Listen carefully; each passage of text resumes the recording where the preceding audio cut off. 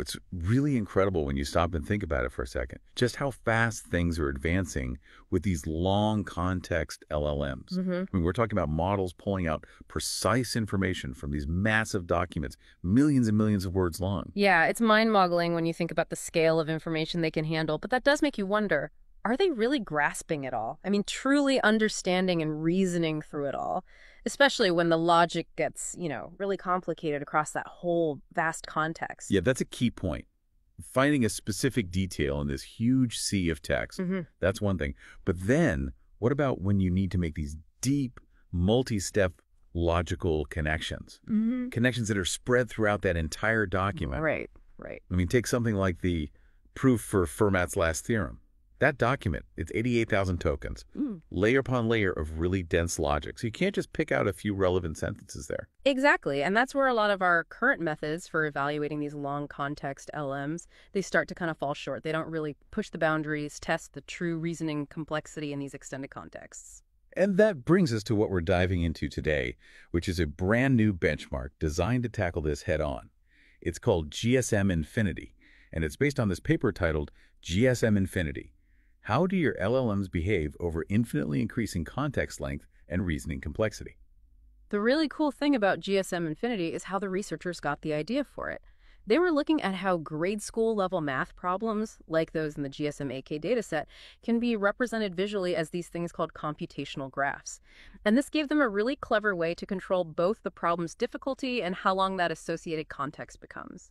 Okay, so let's unpack this. So for our deep dive today, we're aiming to get a real in-depth understanding of this GSM Infinity benchmark. What are its insights? Where do current long context LLMs excel? Where do they falter, especially when the reasoning gets more intricate? And what does this all mean for the future? Our goal is for you, the listener, to come away with a solid understanding of the key takeaways. Absolutely. Let's start with the basics. What led the creators of GSM Infinity to develop this new benchmark? What did they see as the flaws or limitations of the existing ways we evaluate long context LLMs? Well, they pointed out several key limitations. One of the biggest being that many current benchmarks just don't test for very sophisticated reasoning. Many of them focus on tasks like information retrieval or summarizing long passages. They even pointed to examples like long bench and ruler, where surprisingly, this simpler technique, RGAD retrieval augmented generation, can perform just as well, or even better, than these big, powerful, long context LLMs. That's an important observation. If RAG, a simpler method, can achieve comparable results, it suggests that the LLMs might not be fully leveraging their extensive context for deep reasoning in those tasks. Right? Another problem they highlighted is something they call detectable noise.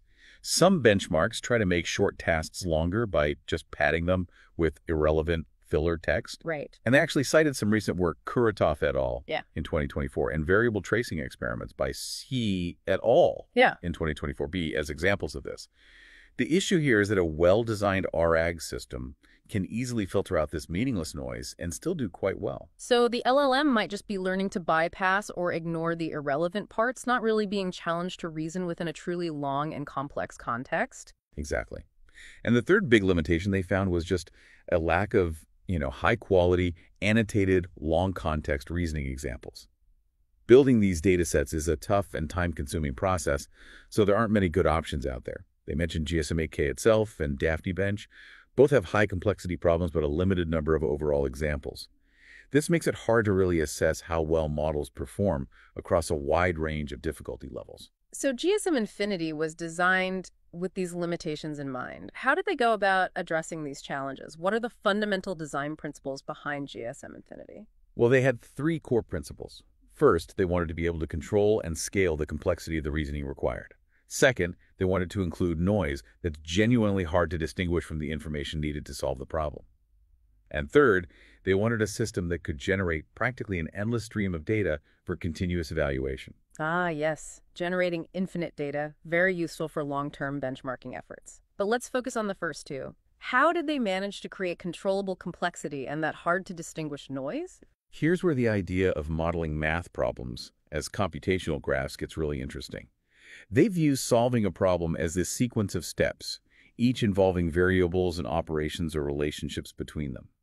And by changing the structure, the complexity of these graphs, adding more variables, more connections, more operations, They can precisely control how difficult the problem becomes. I see. And how does this approach help with creating that tricky noise? Instead of just throwing in random text, they add the noise as additional variables and connections within the core reasoning graph itself. The key here is that these noisy elements are linked to the existing variables in a way that doesn't change the solution, but they're semantically similar enough that a RAG system can't just easily filter them out. So it's a more integrated kind of noise as opposed to just adding random sentences. It sounds like it really pushes the models to figure out what information is truly essential for reasoning. Yes, and they even have a name for their noise construction method, the spider topology. Spider topology. Yeah, picture the core reasoning graph as the body of a spider, and then all the fake variables and operations extend out from it like legs. And critically, the connections mostly flow outward from the core variables to the noisy ones. This prevents the noise from affecting the actual solution, making it much harder for our RAG to just cherry-pick the right context. I like that, the spider topology. So can you give us a more concrete example? How does a typical math word problem get translated into one of these graphs? Sure, think of the quantities in a word problem, things like the number of apples or the price of one orange. Those become the nodes in the graph. Then the actions or relationships between them, like twice as many as, or the total cost is the sum of, those become the edges connecting those nodes. For basic operations like addition, subtraction, multiplication, division, it's fairly straightforward. Okay, so if the problem says bananas cost 3 times as much as apples and apples cost 50 cents each, we'd have nodes for cost of apples and cost of bananas, with an edge showing multiplication by 3 and another connecting cost of apples to the value of 50 cents. Exactly. But the clever part is how they handle operations that aren't explicitly stated in the problem but are implied by the context. They use this idea of abstract parameters and instance parameters. For example, a problem like, Sarah walked 3 miles in the morning and 2 miles in the evening. How far did she walk that day? The addition of the two distances is implied, but not directly stated. Okay, so how does the graph capture that implied addition? They introduce an abstract parameter, like total distance walked, and connect it with implicit edges to the instance parameters, morning distance and evening distance. And when the problem is written out, the description of those implicit connections to the total distance is intentionally left out. This forces the LLM to use its understanding of the world that a day has a morning and an evening to infer that addition. That's clever, making the LLM do a bit more cognitive work, filling in those missing logical pieces. Yes. And they take it further by looking at the number of entities within the variable names. They found that variables with just 2 entities, like morning money or dogs in park, usually imply addition or subtraction. But to get problems with implicit multiplication and division, you generally need variables with 3 or more entities, like miles per hour on Tuesday, where miles is a measure over hour, occurring on a specific Tuesday. So the level of detail in the variable name hints at the type of implicit reasoning needed.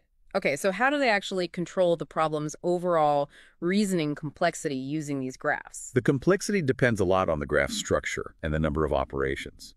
When generating a problem, they choose a query node, the variable they want the LLM to calculate. Then, the shortest sequence of operations needed to reach that node, which they figure out using a topological sort, becomes the measure of the problem's reasoning difficulty. Topological sort, got it. And they can broadly control complexity by simply varying the number of variables in the graph, and then fine-tune it by selecting graphs that meet specific constraints on the types and number of operations. That makes sense. One thing that struck me, especially when you're trying to work backward logically, is the potential for ambiguity. How does GSM Infinity handle generating problems that involve implicit subtraction and division, what they call reverse mode, without running into problems with multiple valid solutions? That's a great point. Initially, their forward approach, where they defined specific values before general ones, made it tricky to reliably generate problems requiring implicit subtraction and division, so they introduced reverse mode. In this mode, they build the graph the same way, but then they randomly mask out some of those initial specific variables. This forces the solution to go backward through the graph, effectively enabling subtraction and division. So instead of asking for the total when you have the parts, you might be given the total and one part and asked to find the missing part. Exactly. Now, to deal with the issue of potentially getting quadratic equations, especially in those more complex reverse problems with three entities, which could have multiple solutions. They develop some techniques. It gets a bit technical, the details are in the appendix, but essentially they try to ensure that the queried variable is as late as possible in the forward sequence of operations. This reduces the chance of dependent variables being multiplied together in the reverse process. And if they do hit a problematic case, they just discard it and generate a new one. And of course, these computationally generated problems need to be understandable by both humans and LLMs. How does GSM Infinity ensure that? They put a lot of thought into this. They created interswappable templates that allow for a lot of variation in phrasing while maintaining clarity. They also made sure to rephrase grammatical structures that might confuse LLMs, like changing possessives to be more direct. So instead of the zoo's elephant, it might be elephant in the zoo. Subtle tweaks that can make a big difference. Absolutely. They also intentionally kept the constraints on the graph generation very minimal, relying on the templates to handle things like unit consistency.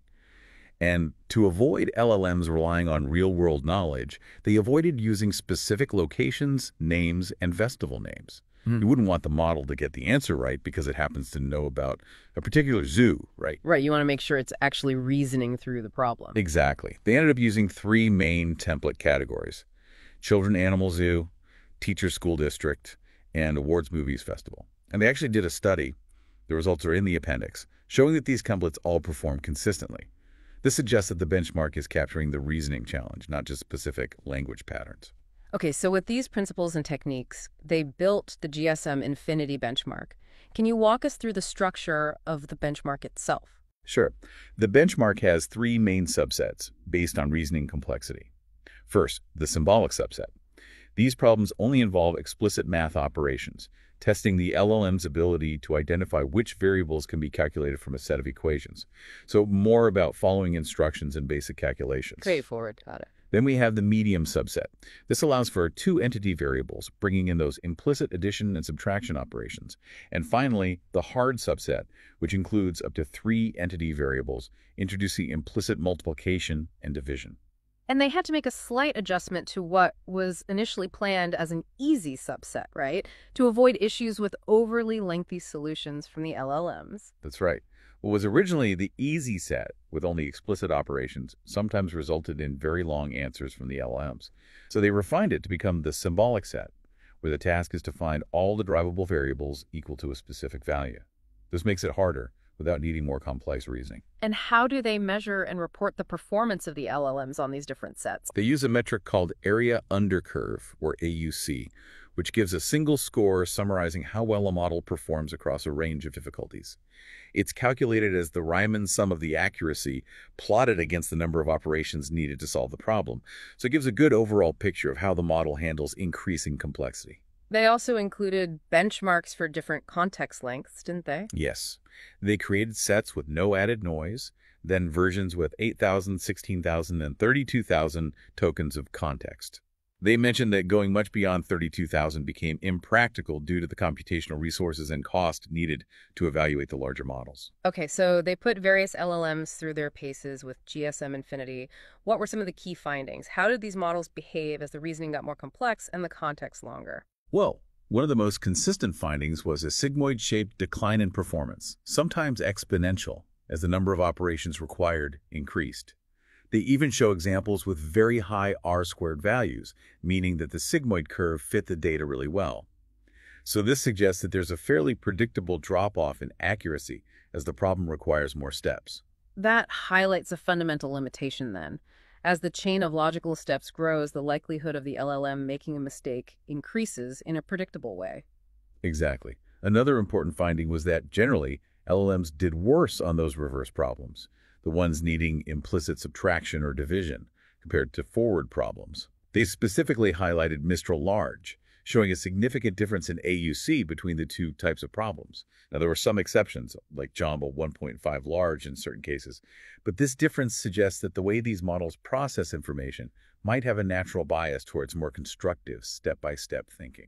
It's almost like they're better at building up to a solution rather than working backward from it. Interesting. And they also found that performance tends to decline as the context gets longer, even when the problem's difficulty stays the same.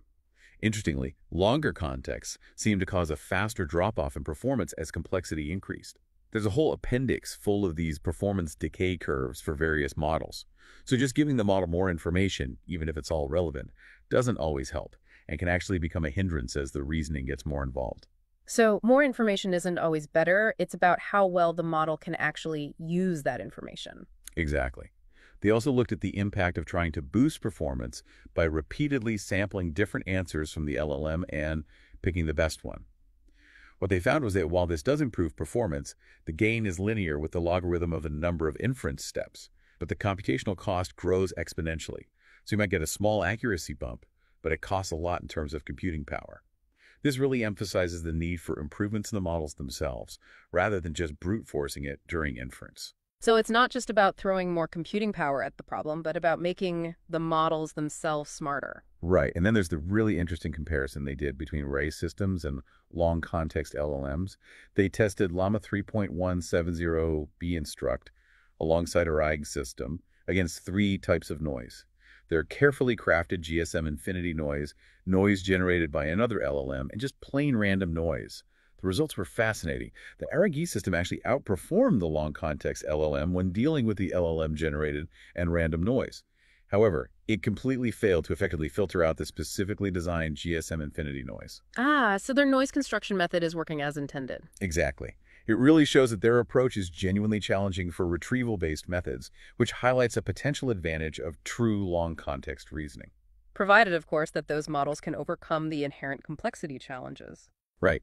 Finally, they briefly discussed the leaderboards they created. The Zero Noise leaderboard showed a clear difference between LLMs that are specifically designed for reasoning tasks versus more general-purpose LLMs. The reasoning-focused ones performed significantly better. On the long context leaderboard, different models showed different patterns of decline as the context grew, with Gemini 1.5 Pro performing well in those longer contexts. So to wrap things up, what are the key takeaways for our listeners from this deep dive into GSM Infinity? So the big picture is this. GSM Infinity gives us a valuable, more rigorous way to evaluate how well long context LLMs can reason in complex situations within those extended contexts, especially when dealing with realistic noise. What this benchmark shows us is that current long context LLMs still have a ways to go when it comes to scaling their reasoning abilities. We saw that consistent drop-off in performance as problems required more steps. And there's that clear difference in how they handle forward and reverse reasoning, suggesting something interesting about how they process information. Right. We also learned that simply increasing context length isn't always the answer.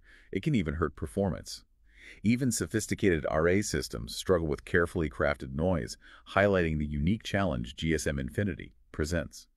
And while repeated sampling can offer some performance gains, it comes at a high computational cost, suggesting we need more fundamental improvements in the models themselves. So while these models are amazing at processing tons of text, deeply and reliably reasoning within that text, especially as complexity increases, is still a big hurdle to clear. It really leaves us with the question, where do we go from here? What are the most promising directions for research? Should we focus on fundamental architectural changes, better training methods for long context reasoning, or maybe entirely new inference strategies? What do you think, listener?